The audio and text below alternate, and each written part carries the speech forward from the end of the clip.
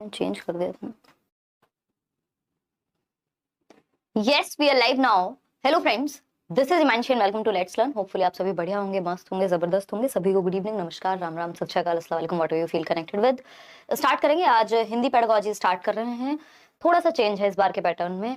मतलब इस बार के क्या, जब से ऑनलाइन एग्जाम हुआ है, यानी लास्ट टाइम और ये सेकेंड टाइम, इन्होंने ये तो नहीं कहूंगी मैं कि मुश्किल कर दिया है। टॉपिक्स वही है, सिलेबस वही है, सब कुछ वही है, बट कंफ्यूजिंग कर दिया है चीजों को। उसमें रीजन ये है कि एज इट इज हिंदी के क्वेश्चंस, इंग्लिश के क्वेश्चंस, वो ट्रांसलेशन वाली चीजें ज्यादा आ गई हैं।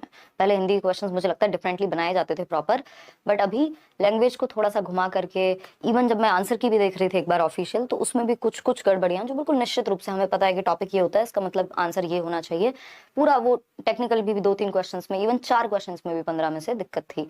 तो हम वेट करेंगे कि ऑफिशियल आंसर की एक बार सीटेट अपनी वेबसाइट पे भी अपलोड कर दे, क्योंकि क्या पता रिवाइज हुई हो वो आंसर की, क्योंकि हमारे पास वो हैं जो आप लोगों ने डाउनलोड किया है ना, या भेजा है। तो आंसर की तो वो भी ऑफिशियल है, बट रिवाइज अगर आंसर की हुई होगी तो एक बार सीटेट उसको डाल दे वेबसाइट पे। हालांकि ऐसा होता है कि कई बार एक दो क्वेश्चंस में दिक्कत ऑफिशियल में भी हो सकती है, लेकिन हम सही जो चीज़ है उसी को पढ़ेंगे, ताकि आगे जो है जब भी करेक्शन हो तो वो टॉपिक आपका एटलीस्ट ठीक है, तो कल को आप उस चीज़ को क्वेश्चन मार्क भी उस पर उठा सकते हैं, या उस पर आप डाउट भी पुटअप कर सकते हैं। ठीक है, तो स्टार्ट करते हैं। सैटरडे संडे ऑफ रखने की कोशिश है, बट इस वीक मतलब क्लास नहीं हुई है, संडे वार्ता भी नहीं हुई है। नेक्स्ट वीक कोशिश करेंगे, और कोशिश करेंगे खैर सैटरडे संडे ऑफ रखें, मंडे टू फ्राइडे करें। और शाम वाली जो 7 बजे वाली क्लास है वो भी आपकी करियर विल पे हम कल मिलेंगे। आज कुछ टेक्निकल इशू था, चल नहीं पा रही थी क्लास। चलिए स्टार्ट करते हैं, समझते हैं कहानी है क्या, है ना। ये पीडीएफ पेंडिंग है, आई नो, मैं थोड़ी सी कुछ चीज़ों में व्यस्त होने के कारण ये वाला काम आपका पेंडिंग चल रहा है, बट हो जाएगा इवेंचुअली। एक साथ सारी पीडीएफ फिर मिल जाएंगी।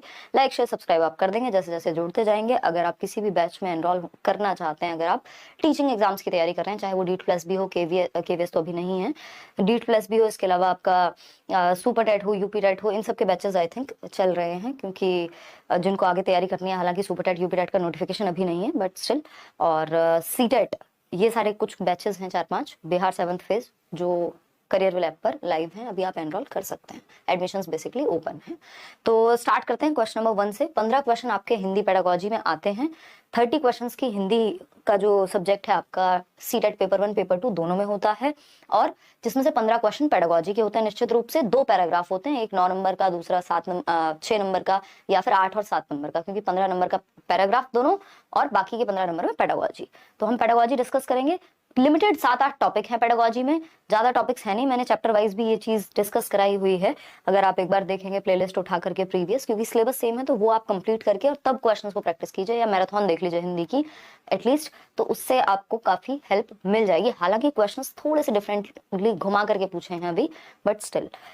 तो समझते हैं कहानी है क्या। क्वेश्चन नंबर 1 से स्टार्ट करते हैं, समझेंगे। ज्यादा क्वेश्चंस भी हम कर सकते थे, 2 सेट भी। ये है आपका 11 जनवरी का, अभी 11 जनवरी 2023 का पेपर है ना। मॉर्निंग शिफ्ट, यानी पेपर 1 कहेंगे इसको। पेपर 1 पेपर 2 फर्क नहीं पड़ता, सिलेबस सेम है ना। क्वेश्चंस के टॉपिक सेम है, लेवल सेम होता है ऑलमोस्ट। स्टार्ट करते हैं, समझते हैं। क्वेश्चन नंबर 1, शिक्षार्थी अपनी बुनियादी पठन कुशलताओं का निर्माण कर सकेंगे, इसके लिए एक शिक्षक द्वारा डैश शिक्षार्थियों को मदद करने की जरूरत है। बताइए, इसमें सब मिक्स्ड आंसर दे रहे हैं, और इसका जो बोर्ड का आंसर है वो भी बड़ा एकदम सही नहीं कहेंगे उसको, क्योंकि हो सकता है उसमें मिस्टेक रही हो, बट अगर हम लॉजिकली देखें तो सही नहीं है वो। तो इसमें सी 44% लोग कह रहे हैं, जो कि मैं भी सही मानती हूँ।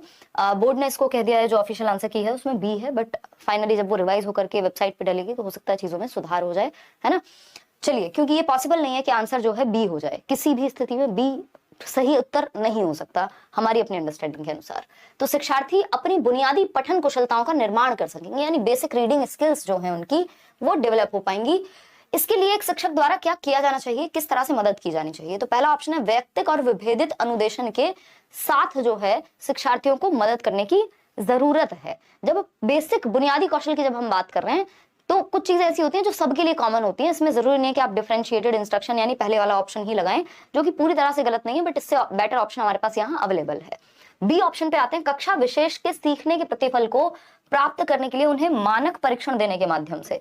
ये बहुत ही बेहतर तरीका नहीं माना जाता कि आप एक स्टैंडर्डाइज टेस्ट दे दो बच्चों को और काम बन जाएगा, है ना। सी ऑप्शन है वैविध्यपूर्ण तकनीकी का प्रयोग करते हुए पठन से पूर्व नवीन एवं चुनौतीपूर्ण शब्दावली के साथ। ऐसा यहाँ पे बात नहीं है, क्यों? क्योंकि बेसिक रीडिंग स्किल सिखा रहे हैं हम, और पहले ही हम ये नवीन एवं चुनौतीपूर्ण शब्दावली पेश कर देंगे तो जिसको पहले ही पढ़ने में दिक्कत है तो और दिक्कत होने वाली है। तो बेटर ऑप्शन वैविध्य तकनीकी का प्रयोग करना ही है कि आप बच्चे को सिखा रहे हैं तो प्रिंटेड मटेरियल का आप यूज कर सकते हैं, है ना। प्रिंट रिच एनवायरमेंट कहते हैं इसको, कि आपके आसपास जो है किताबों में कई बार जैसे ए फॉर एप्पल या अ से अनार है तो वो अनार बड़ा बड़ा छपा हुआ है, उस तरह से वो सारी विविधतापूर्ण तकनीकी का प्रयोग यहाँ करना ज्यादा बेहतर ऑप्शन है बजाय कि ए और बी के। तो हम जाएंगे यहाँ सी के साथ। आगे बढ़ेंगे क्वेश्चन नंबर 2 पर। क्या कहता है क्वेश्चन नंबर 2? क्वेश्चन नंबर 2 कहता है कक्षा 2 की शिक्षिका मुद्रित विषय सामग्री में परिचित शब्दों की सटीक और निपुणता भरी पहचान की क्षमता को बढ़ाने पर ध्यान दे रही है। ये शब्द है, यानी कक्षा 2 की बात हो रही है। बच्चा कितने साल का होगा? 6-7 साल का, 7 साल का मानेंगे हम, ठीक, 7 ईयर्स का बच्चा है। शिक्षिका जो है मुद्रित विषय सामग्री यानी प्रिंटेड जो मटेरियल है उस पर फोकस कर रही है। उसमें जो परिचित शब्द होते हैं, यानी प्रिंटेड मटेरियल होगा, मान लीजिए उसमें कुछ शब्द लिखे होंगे, है ना। हिंदी की अगर हम बात कर रहे हैं, ये ऐसे शब्द हैं जो आपको हर जगह देखने को मिल जाएंगे, हिंदी में परिचित हैं। ये परिचित क्यों हो सकते हैं? क्योंकि ज्यादातर रिपीट होते हैं, है ना। सकता है, चुका है, और पानी हो सकता है, या कुछ इस तरह की बेसिकली ये शब्द ऐसे होते हैं जो बार बार रिपीट होते रहते हैं। इसी वजह से परिचय बच्चों का इन शब्दों से हो जाता है। इन शब्दों को इंग्लिश में भी ये टॉपिक एज इट इज मिलता है। क्या कहते हैं? साइट वर्ड्स कहते हैं, सर्वाधिक प्रयुक्त होने वाले शब्द कहते हैं, जिससे बेसिकली बच्चा जो जरूरी वर्ड्स हैं जो बार बार रिपीट होते हैं जो शब्द, उनको वो जान पाए, उनसे परिचय हो पाए उसका, ठीक है ना।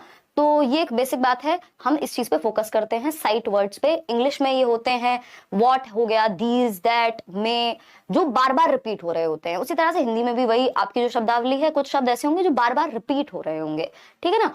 तो उन्हीं को हम साइट वर्ड्स कहते हैं। तो कक्षा 2 की शिक्षिका मुद्रित विषय सामग्री में परिचित शब्दों का जो प्रिंटेड मटेरियल है उसमें जो बार बार आने वाले शब्द हैं उनके थ्रू बच्चों को एक बेसिक समझ उनकी बन जाए, निपुणता भरी पहचान, कि वो शब्द को देखते ही पहचान जाए। जब इस तरह के शब्द आते हैं तो हम फटाक से पहचान लेते हैं। हमें शब्द पढ़ने के लिए क्या है? साइट वर्ड है, हम तुरंत से हमारी नजरों के सामने आएंगे और हम समझ जाएंगे या पढ़ लेंगे, ठीक है ना। तो विषय वस्तु के शब्द यानी जो कंटेंट में है वो ही शब्द होंगे, कठिन शब्द होंगे, निष्क्रिय शब्द होंगे?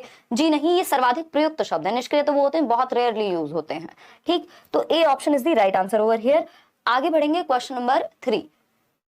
बेसिकली ये वो वाली बात है कि नब्ज पकड़ने वाली बात है कि क्वेश्चन पूछना क्या चाह रहा है हमसे, इसलिए थोड़ा सा कंफ्यूजिंग अभी हुआ है, अदरवाइज मुश्किल नहीं है ये, ठीक। क्वेश्चन नंबर 3 देखिए, एक से अधिक भाषा का ज्ञान, यानी जब बच्चा बहुभाषिता की ओर जाएगा, यानी सिर्फ एक लैंग्वेज नहीं, मोर देन वन लैंग्वेज, एक भाषा से ज्यादा भाषा का ज्ञान। सिलेबस सेम है, कोई भी लैंग्वेज उठा लीजिए, ठीक है ना। तो एक से अधिक भाषा का ज्ञान क्या है?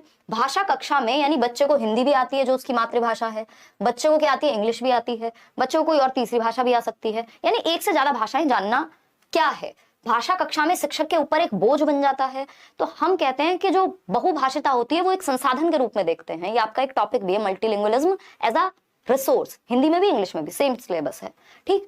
तो भाषा कक्षा में शिक्षक के ऊपर बोझ नहीं बन सकती। एक से ज्यादा भाषाओं का जानना बच्चे के संज्ञानात्मक विकास के लिए भी महत्वपूर्ण होता है, यानी बच्चे का कॉग्निटिव डेवलपमेंट, उसका मेंटल डेवलपमेंट भी अच्छा होता है यदि वो 2 या 2 से अधिक भाषाएं जानता हो तो बहुभाषिता जो है या एक से अधिक भाषा जानना कभी भी बोझ या बैरियर का काम नहीं कर सकता।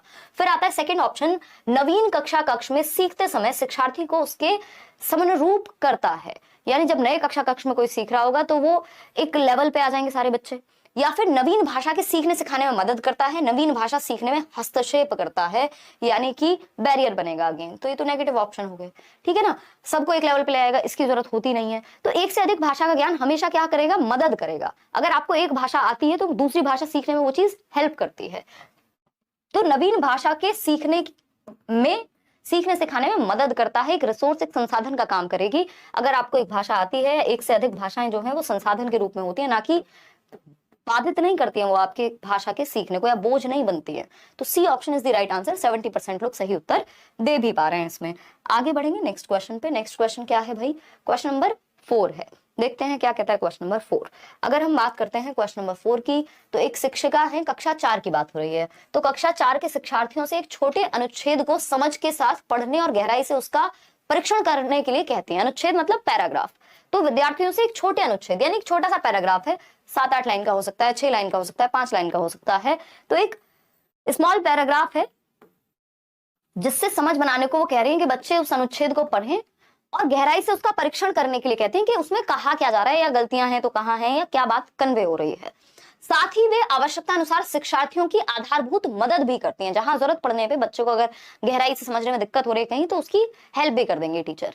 साथ ही डैश का, तो वह डैश का अभ्यास कर रहे हैं। किस चीज का अभ्यास करा रही हैं? जब वो एक छोटा सा अनुच्छेद, एक पैराग्राफ को डीप में पढ़ने की बात कर रही हैं और उसको पढ़ के समझने की या परीक्षण करने की बात कर रही हैं, तो ये विस्तृत पठन होगा। देखिए, जब एक पैराग्राफ ही छोटा है तो विस्तृत पठन तो संभव नहीं है, विस्तृत पठन के लिए एक बड़ी सामग्री की जरूरत पड़ेगी, ठीक है ना।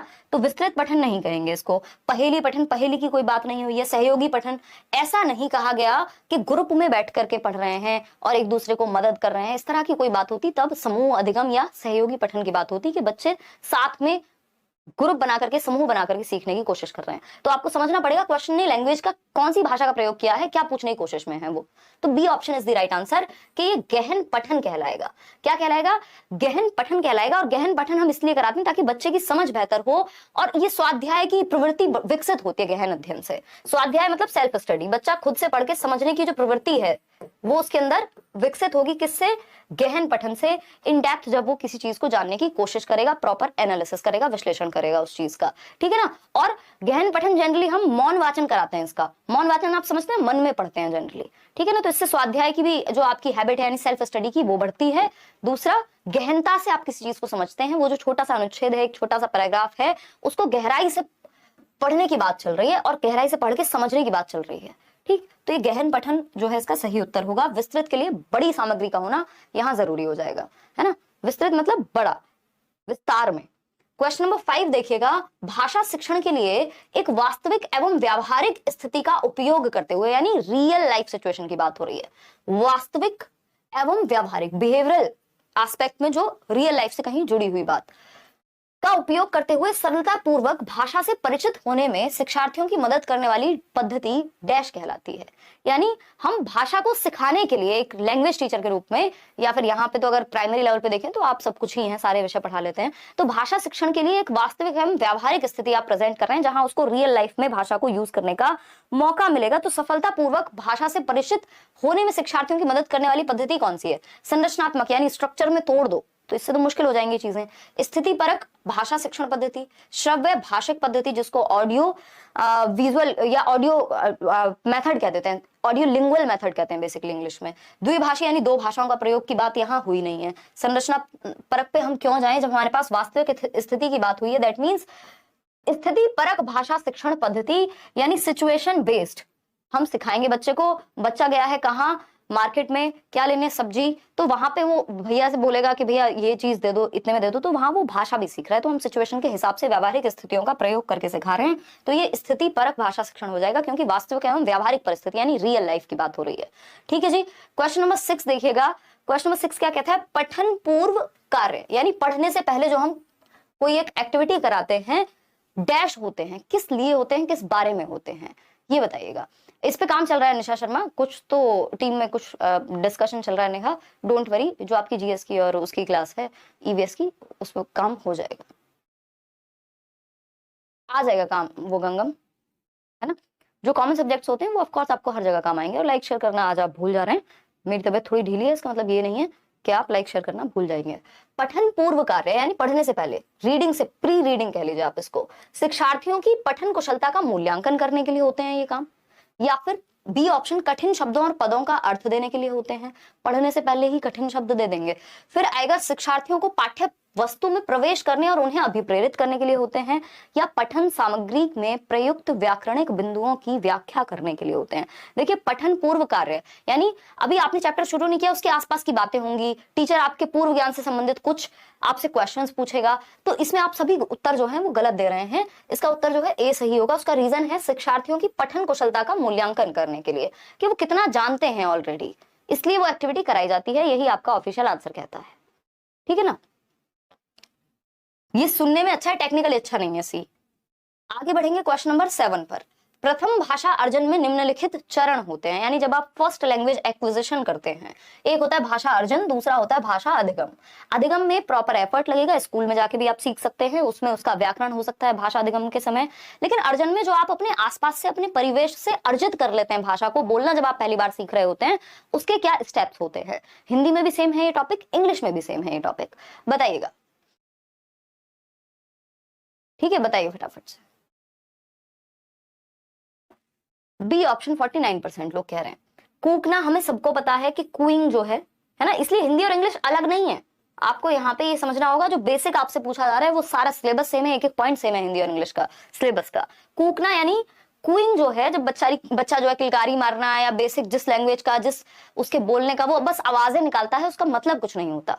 कब शुरू हो जाता है? लगभग 3-6 वीक्स के अराउंड, 1.5 महीने के आसपास। ठीक है ना।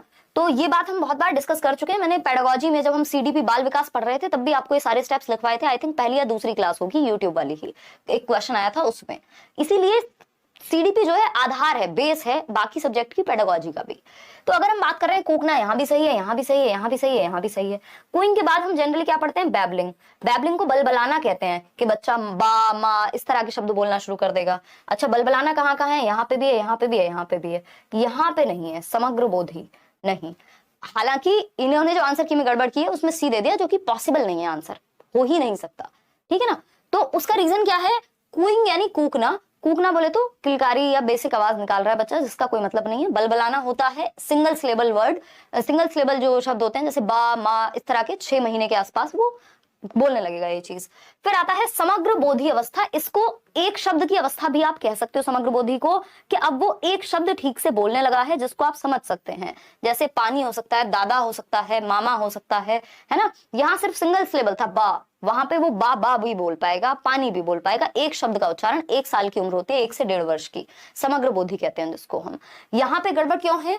यहाँ तक तो ठीक है बात, लेकिन तार शैली वाक 2 शब्द से पहले, जबकि इसके बाद जब वो एक शब्द सीख गया तो 2 शब्द अवस्था आएगी, 2 शब्दी अवस्था, जहां पे वो 2 शब्दों को जोड़ करके बोल पाएगा। एक पहली बार एक नया वाक्य बनाना सीखेगा। नया वाक्य सबसे पहले 1.5 से 2 वर्ष की उम्र है। ये इसको टेलीग्राफिक स्पीच भी कह सकते हैं। हिंदी में भी टेलीग्राफिक लिख के आ सकता है, ऐसे टेलीग्राफिक है ना, 2 शब्द की जगह टेलीग्राफिक भी आ सकता है। 2 शब्द जोड़ करके एक नया शब्द बनाना सीखता है।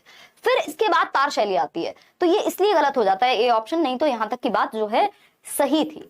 तो ये गड़बड़ है यहाँ। तो तार शैली वाक मतलब अब वो प्रॉपर लैंग्वेज का इस्तेमाल करने लगेगा। 2 से ज्यादा बड़े जो सेंटेंसेस हैं, शब्द हैं, उनको जोड़ करके वो प्रॉपर सेंटेंसेस में बात करने लग जाएगा। 2 शब्दी अवस्था से निकल करके अब वो 2 लाइन के सेंटेंस भी बोलने लगेगा। तो ये हुई आपकी बात। D option is the right answer over here. तो डी ही आपको सही उत्तर यहाँ मार्क करना है। क्वेश्चन नंबर 8 देखेंगे, ये क्या कहता है समझिए एक बार, और फिर हम आगे बढ़ने वाले हैं। जवाब दीजिएगा। मैं तो ब्रश कर रही हूँ और आपका वीडियो देख रही हूँ। बहुत बढ़िया नेहा, आप तो मल्टीटास्क करें भाई, हैं? इतना मल्टीटास्क नहीं करना, पढ़ लो।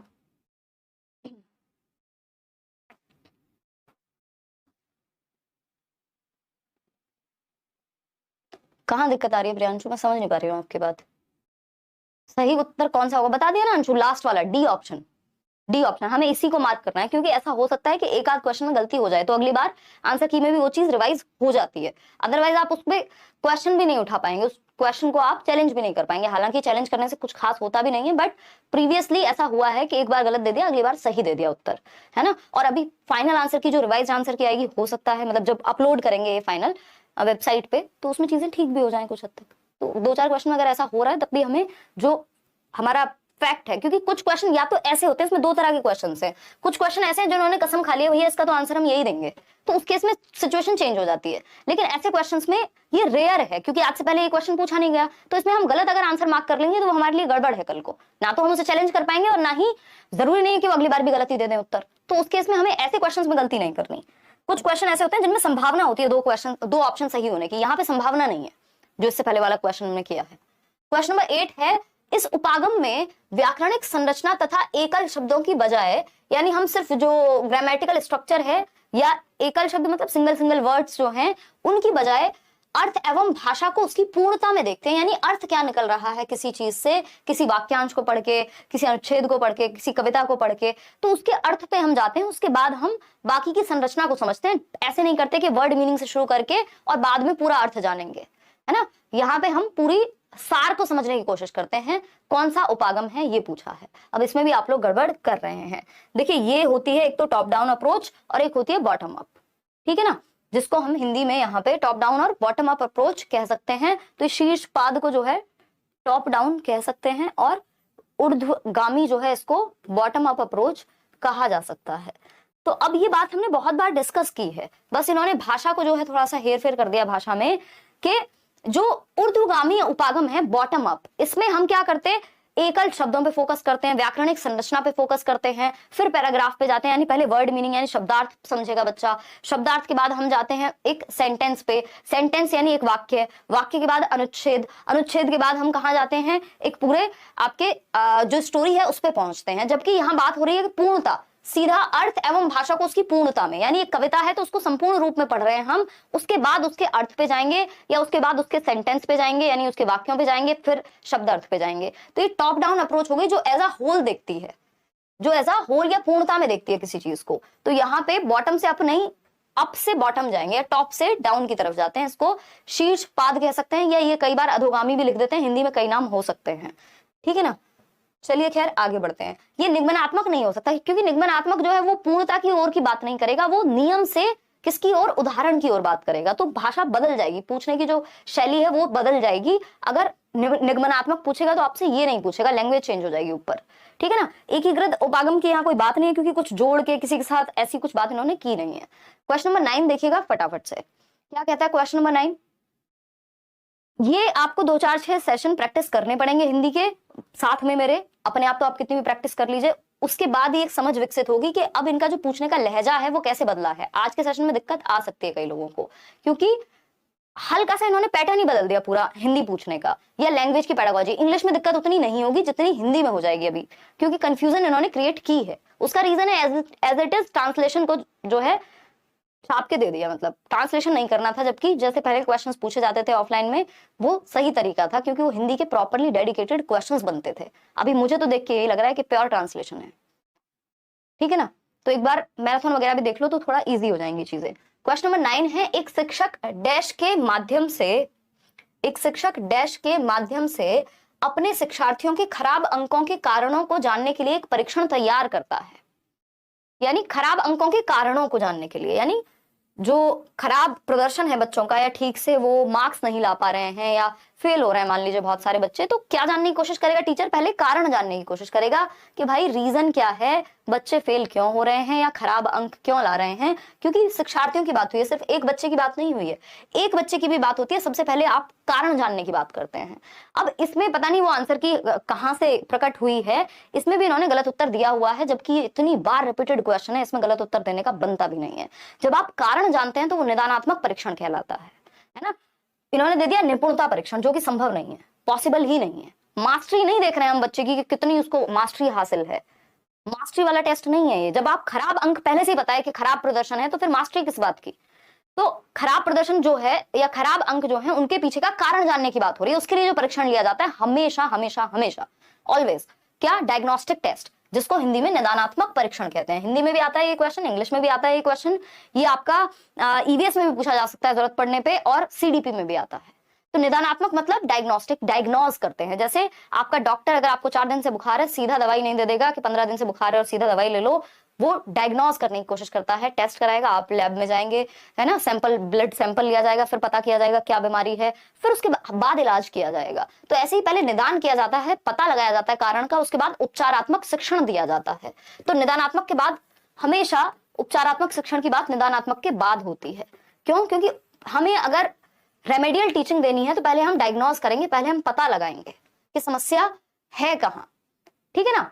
अगर बिना टेस्ट कराए भी डॉक्टर दवाई देता है तब भी वो आपसे लक्षण पूछेगा कि ठंड लग रही है या नहीं लग रही है, वो भी डायग्नोज करना है एक तरह का, ठीक है ना। उपलब्धि परीक्षण होता है कि आपको ये जानना है, अचीवमेंट टेस्ट, कि कितना हद तक बच्चों को आता है जो आपने कराया है, जबकि यहाँ खराब अंक का पहले से पता है हमें कि उपलब्धि कितनी है, खराब है, उसका कारण जानने की बात हो रही है। अभी क्षमता परीक्षण होता है एप्टीट्यूड टेस्ट, कि आप किस क्षेत्र विशेष में अच्छा कर सकते हैं, आप स्पोर्ट्स में अच्छे हैं, आप किसी और चीज में अच्छे हैं, आप गाने में अच्छे हैं, तो उसके लिए एप्टीट्यूड टेस्ट लिया जाता है किसी स्किल या किसी कौशल को जांचने के लिए। तो एक ही मात्र ऑप्शन है जो यहाँ सही है, वो है ए ऑप्शन, इसी को हमें समझना है और यही सही उत्तर है। ठीक, क्वेश्चन नंबर 10 देखिएगा। क्वेश्चन नंबर 10 क्या कहता है? क्वेश्चन नंबर 10 कहता है एक बच्चा जोड़े में मतलब पेयर, दो बच्चे होंगे, और समूह में, यानी जब उसको पेयर के साथ, यानी दो बच्चे जब साथ में काम करते हैं तब भी वो अच्छा काम करता है, समूह में यानी एक ग्रुप में भी वो सक्रिय भूमिका यानी एक्टिवली पार्टिसिपेट करता है, लेकिन लिखित परीक्षा में अच्छे अंक नहीं लेके आ पाता। मतलब जब बात लिखित परीक्षा की आती है तो whatever may the reason be, कोई भी रीजन हो सकता है इस चीज का, बट हमें नहीं पता, उसके अंक अच्छे नहीं आते। जब लिखित परीक्षा की बात होती है, जब उसको हम ग्रुप में कोई वाद विवाद परीक्षा में कोई चर्चा करनी हो या कोई भी हम उसको टास्क देते हैं तो वो कर लेता है, लेकिन लिखित परीक्षा में अच्छे अंक नहीं ला पाता। एक शिक्षक के रूप में आप शिक्षार्थी की मदद कर सकते हैं। कैसे हेल्प करेंगे भाई? पहला ऑप्शन है उसकी सामाजिक अंतःक्रिया की प्रशंसा करते हुए, तो इस प्रशंसा से उसकी लेखन कौशल जो है अच्छा हो जाएगा। नहीं हो सकता, तो ये तो इलॉजिकल बात हो गई। बच्चे के माता पिता को यह स्पष्ट करते हुए कि लेखन में उसकी कोई रुचि नहीं है, मतलब आपने सॉल्यूशन तो निकाला नहीं। एज अ टीचर आप हमेशा सॉल्यूशन निकालने की बात करते हैं, यहाँ आप कह रहे हैं पिताजी को बता देंगे, माताजी को बता देंगे, बच्चे की रुचि नहीं है, घर ले जाओ इसको, है ना, कोई सेंस है इस बात का? नहीं है। फिर आता है सी ऑप्शन, माता पिता से यह अनुरोध करते हुए कि वह उसकी पढ़ाई में मदद करें। तो हमने कैसे अज्यूम कर लिया कि माँ बाप जो है वो पढ़ाई में मदद नहीं कर रहे हैं, बिना हमें पता हुए, बिना हमने कारण जाने, बिना कुछ हमें पता है, और हम कह रहे हैं माता पिता की गड़बड़ है, लिख नहीं पा रहा बच्चा, है ना। तो ये बहुत ही ऐसी अंधविश्वासी वाली बात हो गई। डी ऑप्शन ही एकमात्र सही उत्तर बचता है, उसको नियमित परीक्षण देते हुए ताकि वह सुधार कर सके। अब इसका भी कोई और ऑप्शन बेटर हो सकता था, बट इन चार ऑप्शंस में से हमारे पास एक ही उत्तर है जो थोड़ा सा बेटर है या बाकियों से अलग है, एलिमिनेट करने के बाद बचता है, और सही उत्तर भी यही है, आपका ऑफिशियल भी यही है, उसको नियमित परीक्षण देते हुए ताकि वह सुधार कर सके। बेसिकली सिर्फ परीक्षण नहीं दे रहे होंगे आप यहाँ पे, जब ऐसा यहाँ हो सकता है या अज्यूम किया जा सकता है, माना जा सकता है कि बच्चे को लिखने के मौके कम मिल रहे हो, या फिर अगर उसको उस तरह के मौके दिए जाएं, उस पर वो काम करे तो वो चीज बेटर हो जाएगी, और वो परीक्षण भी दिए जाएंगे उस चीज में और आपकी भी हेल्प लगेगी। अब इसको और अच्छे तरीके से ये लिख सकते थे, बट यही हमारे पास एकमात्र बेहतर ऑप्शन है। इन चार ऑप्शन में से नंबर हमें यही दिलाएगा, तो D option is the right answer. आगे बढ़ेंगे, क्वेश्चन नंबर 11 देखिए। जंगल बुक की मोगली के बारे में बात हुई है। मैं ये आपको हमेशा मजाक में जो है भाषा अर्जन और अधिगम में हमेशा उदाहरण देती थी, और इस बार इन्होंने पेपर में पूछ लिया, ये बड़ा अचंभे की बात है ना। देख के जाते हैं क्या वीडियोस? मजाक कर रहे हो। द जंगल बुक के मुख्य पात्र मोगली की भाषा में कमी थी, यानी जो मोगली था, मूवी भी देखी होगी कई लोगों ने, नहीं तो एक किताब है जंगल बुक प्रॉपर जिसमें कुछ कहानियां हैं। क्योंकि मानव संपर्क, तो वो जंगल बुक में मोगली की भाषा में कमी थी। बेसिकली वो भेड़ियों के साथ रहता था और जंगल में रहता था, तो वो लोगों की भाषा या मानव भाषा जो है वो नहीं आ पाई बोलनी, वो उन्हीं की भाषा में बात करता था, जिसको हम यहाँ कमी कह रहे हैं। क्योंकि मानव संपर्क से विलग उसका पालन पोषण हुआ था, यानी ह्यूमंस नहीं थे उसके आसपास, मानव नहीं थे उसके आसपास, जंगल का पूरा समाज था और जंगली जानवर थे, ये हम कह सकते हैं। यह साक्ष्य भाषा विकास के किस पक्ष का समर्थन करता है? यानी ये जो हमारे पास एविडेंस है कि यदि हम बच्चे को समाज भाषा जो है एक वैक्यूम में या एक बंद कमरे में नहीं विकसित होती, लोगों के साथ अंतःक्रिया करके सीखी जाती है। अगर हमारे एनवायरनमेंट में, हमारे वातावरण में कोई भाषा बोलता ही नहीं होगा तो बच्चा भाषा बोलना कैसे सीखेगा, है ना। तो भाषा तो एनवायरनमेंट से आती है, वातावरण से आती है। इसमें कुछ हद तक जो है आपकी हेरिडिटी, आनुवंशिकता का रोल है, लेकिन मुख्य रोल जो है वो आपके वातावरण का है, ठीक है ना। तो ये जो साक्ष्य है ये क्या बताता है? एक सही आयु में बच्चे के पास भाषा परिवेश का अभाव। बात बिल्कुल सही है कि यदि एनवायरनमेंट नहीं है, सही परिवेश ही नहीं है जहां वो मानव भाषा बोल पाता, तो हम कहेंगे कि ये दिक्कत इसकी वजह से रही होगी। बच्चे को कुछ जीव वैज्ञानिक समस्याएं थी, इसमें भी इन्होंने ऑफिशियल आंसर में गड़बड़ की है। मुझे लगता है कि वो ऑफिशियल आंसर जो है कुछ शीट जो है सही नहीं आई होगी, या तो हमारे पास कुछ ऐसा भी हो सकता है। हालांकि सारे बाकी आंसर जो है सीडीपी वगैरह के सब सही है, सिर्फ हिंदी में होगी दिक्कत, ऐसा नहीं हो सकता। तो कुछ गड़बड़ रही होगी इनके एंड पे। तो बच्चे को कुछ जीव वैज्ञानिक समस्याएं पॉसिबल ही नहीं है, मतलब ये ऐसी बात हो गई, आपने पहले अज्यूम कर लिया, ठीक है ना। सहज क्षमता के साथ उसका जन्म नहीं हुआ था, ये हमने कैसे टेस्ट कराया था? कोई है नहीं पता लगेगा। उसे मानव भाषा की बजाय जानवरों की भाषा से प्रेम था, भाई उसको तो जो मिला उसने वही सीख लिया। तो एक सही आयु में, हमें पता है नॉम चॉम्स्की, इस उत्तर के लिए हमारे पास पूरे वैलिड रीजंस हैं कि एक सही आयु में बच्चे के पास भाषा परिवेश का अभाव था। नॉम चॉम्स्की क्या कहते हैं? नॉम चॉम्स्की कहते हैं कि भैया जो आपका लेड है, यानी भाषा अर्जन यंत्र है, लैंग्वेज एक्विजिशन डिवाइस, वो एक उम्र तक ही सॉलिड रहता है, या मैं कहूं उसको ज्यादा एक्टिव रहता है, फिर धीरे धीरे वीक हो जाता है। ठीक है ना बात? तो नॉम चॉम्स्की भी अगर हम यहाँ पे रेफरेंस में रखें तो हम ये समझ सकते हैं कि एक उम्र तक, जो शुरुआत के साल है आपके बाल्यावस्था तक के, 5 से 10 वर्ष का बच्चा ज्यादा जल्दी भाषा सीख जाएगा, बजाय कि एक 25 वर्ष के व्यक्ति को नई भाषा सिखाने में समय लग सकता है। तो एक सही आयु में बच्चे के पास भाषा परिवेश का अभाव था, इसलिए वो भेड़ियों की भाषा सीखेगा। तो A option is the right answer. आगे बढ़ते हैं क्वेश्चन नंबर 12 पर। क्वेश्चन नंबर 12 पर चलेंगे। क्या कहता है ये? अर्थ क्रियात्मकता यानी प्रैग्मेटिक्स की ओर संकेत करता है। अब ये देख रहे हैं आप, पहले क्वेश्चन इस तरह से नहीं आते थे, डिफरेंट तरीका था। अब इन्होंने वही इंग्लिश और हिंदी को ऐसे कंफ्यूज किया है, क्योंकि कॉमन टॉपिक्स पहले भी थे हिंदी और इंग्लिश में, लेकिन पूछने का तरीका या लहजा बदल जाता था, हिंदी के लिए अलग, इंग्लिश के लिए अलग। प्रैग्मेटिक्स की ओर संकेत हो रहा है। प्रैग्मेटिक्स क्या होते हैं भाई लैंग्वेज में? प्रैग्मेटिक्स होते हैं प्रैक्टिकल यूज से संबंधित, यानी व्यवहारिकता से संबंधित भाषा के प्रैक्टिकल यूज के। जब आप पिताजी से बात करते हैं तो एक डिफरेंट लहजे में बात करते हैं, और जब आप अपने दोस्तों में बात करते हैं तो आप डिफरेंट तरीके से बात करते हैं। पिताजी को यार कहेंगे तो 2 गालियां पड़ सकती हैं, या बुरा भला आपको कहने को मिल सकता है। पिताजी कह सकते हैं मैं तुम्हारा यार लगता हूं क्या, है ना? जबकि आप अपने दोस्तों में यार कहेंगे तो वो बहुत ही नॉर्मल बात होगी। तो ये क्या हुआ? भाषा को आप प्रैक्टिकल सिनेरियो में, व्यावहारिक जीवन में कैसे प्रयोग करते हैं, वो है आपका अर्थ क्रियात्मकता या फिर प्रैग्मेटिक्स लैंग्वेज का।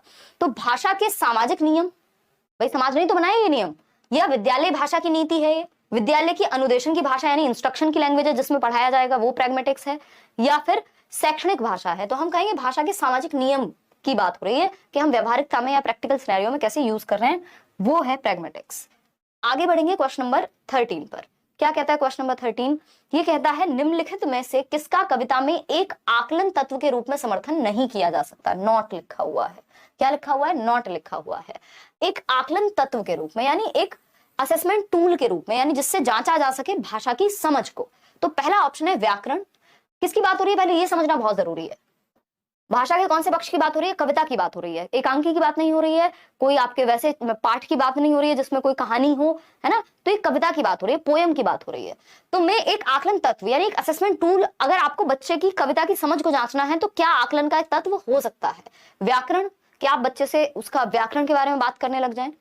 शब्द भंडार, भाई बिल्कुल, अगर कविता में कोई ऐसा शब्द है तो आपने पूछ लिया अच्छा बताओ इसका क्या मतलब समझ आया तुम्हें, तो इसका मतलब आप असेस कर पा रहे हैं, आकलन का एक तत्व हो गया कविता को जांचने का, कि शब्द भंडार आपको ट्विंकल ट्विंकल या मछली जल की रानी है तो जल का मतलब अगर आप पूछ रहे हैं तो शब्द भंडार से आपको समझ में आ जाएगा कि बच्चे को कितना समझ में आया है। तो ये बात तो ठीक है, और शब्द भंडार विकसित भी होता है इससे। काव्यात्मक उपकरण जो भी उसमें यूज हुए हैं, चाहे कविता की अंतर्वस्तु, लेकिन व्याकरण का यूज हम कभी भी कविता के कॉन्टेक्स्ट में नहीं करते कि हम बच्चे को व्याकरण सिखा रहे होंगे कविता के संदर्भ में, कि हम उससे व्याकरण के क्वेश्चंस पूछना शुरू कर दें जब बात कविता की हो रही है। तो ए ऑप्शन जो कि सही दे रहे हैं आप लोग सभी। आगे बढ़ेंगे क्वेश्चन नंबर 14, सेकंड लास्ट है ये, देखिएगा इसको। क्वेश्चन नंबर 14 है, कौन सी पद्धति मातृभाषा में पहले से अर्जित भाषा कौशलों के उपयोग के माध्यम से लक्ष्य भाषा सीखने में प्रवाह पूर्णता एवं सटीकता के विकास एवं उपलब्धि का समर्थन करती है? यानी मातृभाषा में पहले से अर्जित भाषा, यानी मातृभाषा अर्जित भाषा है, अपने एनवायरमेंट से मान लीजिए हिंदी है, तो हिंदी का प्रयोग, हिंदी क्या हो गई? मातृभाषा हो गई, जो बच्चे को उसकी मातृभाषा हो गई, है ना, मातृभाषा। ठीक, तो हिंदी का प्रयोग हम कर रहे हैं लक्ष्य भाषा सिखाने के लिए। लक्ष्य भाषा होती है, टारगेट लैंग्वेज कहते हैं इसको। लक्ष्य भाषा, जो भी भाषा को आप सिखाने का लक्ष्य लेकर के चल रहे हैं, ये अंग्रेजी हो सकती है ज्यादातर स्कूल्स में, है ना, कि भाई टारगेट लैंग्वेज क्या है? अंग्रेजी हो सकती है। अगर बच्चे की मातृभाषा यहाँ पर कुछ और है और स्कूल में हिंदी सिखाई जा रही है तो वहां हिंदी लक्ष्य भाषा बन जाएगी। ऐसा कुछ नहीं कि मातृभाषा की का मतलब हिंदी होता है और लक्ष्य भाषा का मतलब अंग्रेजी होता है, ये बदल सकती हैं। लक्ष्य भाषा हिंदी भी हो सकती है, लक्ष्य भाषा तमिल भी हो सकती है, तेलुगु भी हो सकती है।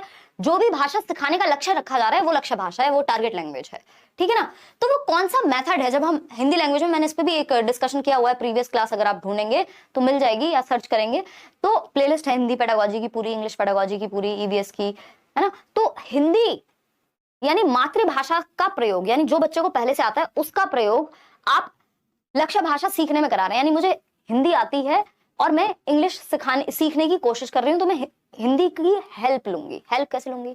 मैं कहूंगी मुझे पता है कि हिंदी में जल कहते हैं पानी को, अब मुझे जल पता है, अब इस जल को वाटर कहेंगे इंग्लिश में। ये क्या किया मैंने? हेल्प ले ली। किस चीज की? अपनी मातृभाषा की लक्ष्य भाषा को सीखने में।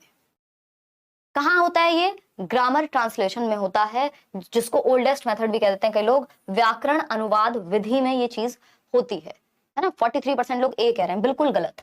प्रत्यक्ष विधि होती है direct language, direct method. Direct method में आप उसी भाषा का प्रयोग करते हैं जो भाषा आप सिखाना चाह रहे हैं। या दो भाषाएं नहीं होती, यहाँ मातृभाषा का यूज ही वर्जित है, मतलब आप मातृभाषा प्रयोग नहीं कर सकते प्रत्यक्ष विधि में, क्योंकि ये प्रत्यक्ष रूप से डायरेक्ट। इंग्लिश सिखानी है तो इंग्लिश में ही बात करो, नहीं तो 5 रुपए फाइन लगेगा अगर हिंदी बोलोगे तो। ये प्रत्यक्ष विधि में कोई और भाषा का इस्तेमाल नहीं होता, जो आपकी लक्ष्य भाषा होती है सीधा उसी का इस्तेमाल होता है। तो प्रत्यक्ष विधि तो उत्तर हो नहीं सकता। ठीक, द्विभाषी पद्धति या श्रव्य भाषिक पद्धति, अगर यहाँ मातृभाषा की बात नहीं हो रही होती, कोई भी दो लैंग्वेज की बात हो रही होती, तब हम द्विभाषी कह देते। लेकिन मातृभाषा का ट्रांसलेशन होता है, मातृभाषा का प्रयोग करते हैं हम नई भाषा सीखने में, उसको व्याकरण अनुवाद विधि कहते हैं हम यहाँ पे। ठीक है, आगे बढ़ेंगे। क्वेश्चन नंबर 50, इसमें क्या होता है? बोलने पे पकड़ नहीं आ पाती बच्चे की, लिखना भाषा को सीख जाता है वो, या व्याकरण उसका सीख जाता है, लेकिन जो मौखिक भाषा है वो अच्छी नहीं हो पाती, क्योंकि इसमें हम ट्रांसलेशन पे फोकस ज्यादा करते हैं।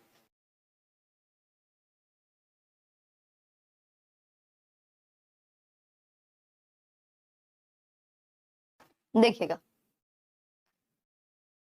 सीडीपी तो इजी, क्या कह रहे हो, सीडीपी तो इजी हो गई है और हिंदी हार्ड, थोड़ा टाइम लगेगा नेहा, डोंट वरी, है ना। ये इसको ना, इसके एक माइंडसेट होता है किसी भी एग्जामिनर का, या क्वेश्चंस को कैसे बनाया जा रहा है नए तरीके से, तो उसमें ढलने में टाइम लगेगा आपको थोड़ा। निम्नलिखित में से कौन सा डिस्ग्राफिया एक प्रकार की भाषा अक्षमता के बारे में सत्य नहीं है?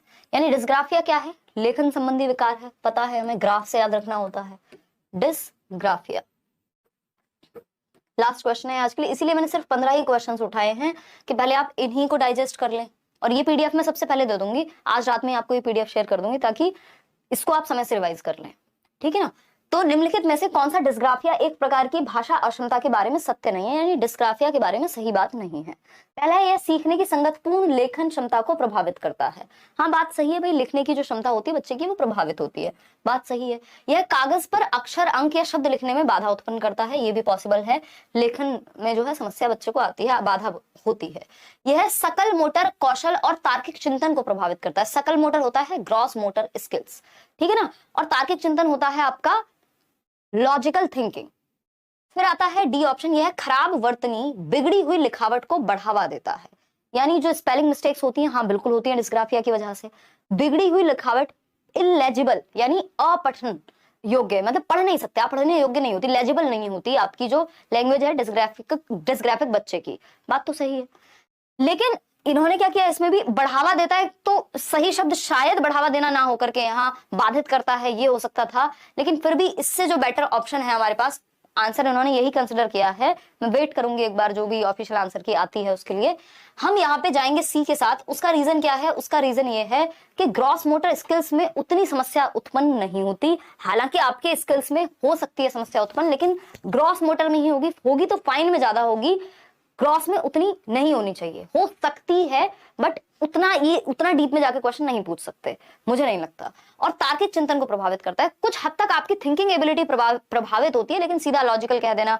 तो हालांकि इस चीज पे हम दोनों को ही ये नहीं कह सकते कि ये खराब है और ये सही है, दोनों में ही डाउट है। तो एक काम कर लेते हैं, डी के साथ ही चले जाते हैं। उसका रीजन ये है कि एटलीस्ट ऑफिशियली ये मान तो रहे उस चीज को, ठीक है ना, क्योंकि खराब ये भी बढ़ावा देता है। बढ़ावा देना इज अ मतलब नेगेटिव वर्ड, यहाँ बढ़ावा देता है कहना पता नहीं कितना सही होगा। अब ये इनके ट्रांसलेशन के कारण हो रही है इस तरह की मिस्टेक्स, नहीं तो जो सही उत्तर इस हिसाब से बनेगा जैसे लिखा हुआ है सी बनेगा। तो इस पे हम अभी कोई सही उत्तर नहीं मार्क करेंगे, एक बार ऑफिशियल आंसर की का वेट करेंगे, अनटिल अनलेस आप जो है सही आंसर की आपके पास ना आ जाए, तब तक इस पे क्या ही मतलब फाइनल नहीं कह सकते इसको। फिर भी इससे बेटर ऑप्शन सी ही रहेगा ना, कि बढ़ावा देता है शब्द जो है, हालांकि ये डी ही मान रहे हैं, तो इसको तो हम ठंडे बस्ते में ही डालेंगे, इसको डाउट में ही डालेंगे इस पे, क्योंकि ये इतना डीप है अगर इसको समझा जाए। अदरवाइज तो 1 मिनट लगेगी मुझे ये कहने में कि ग्रॉस मोटर स्किल्स को उतना प्रभावित नहीं करता या तार्किक चिंतन को उतना प्रभावित नहीं करता, और ये डी तो सही है कि खराब वर्तनी तो होती ही है इसमें, और लिखावट भी जो है खराब हो जाती है, लेकिन बढ़ावा देता है ये कहना गलत होगा। कोई प्रोत्साहन वाली चीज थोड़ी ना है, बाधित करता है समझ में आता है, तो लैंग्वेज को कई बार किस तरह से पूछा गया उस चक्कर में भी आंसर गलत और सही हो जाता है, तो इसको डाउट में डाल लेंगे। बट अगर मान लीजिए हमारे पास ऑफिशियल आंसर की नहीं आती, रिवाइज नहीं होता है आंसर, तो इसको डी आप कंसिडर कर लीजिएगा, क्योंकि इस पे नंबर डी में ही मिलेंगे, चाहे सही कितना भी सी हो या इससे बेटर ऑप्शन हो, फिर भी मतलब ये मुझे बाय एक्सपीरियंस पता है कि आंसर जो है इसका ये 1 नंबर आपको डी पे ही देने वाले हैं, कि ये बात गलत है, जो कि गलत नहीं है ना। तो अब इसमें कुछ कर नहीं सकते, या तो मैं आपको बिल्कुल ये ही ना बताऊं और अपनी मर्जी से करा के चली जाऊं कि ऑफिशियल आंसर की में क्या बात हो रही है या क्या कॉन्फ्लिक्ट क्रिएट हो रहा है ना, जो कि आगे से मैं कोशिश भी करूंगी, क्योंकि उससे फिर कई लोगों को कंफ्यूजन भी होती है। आउट ऑफ 15 कितना ठीक हुआ वो आप बता दीजिएगा। और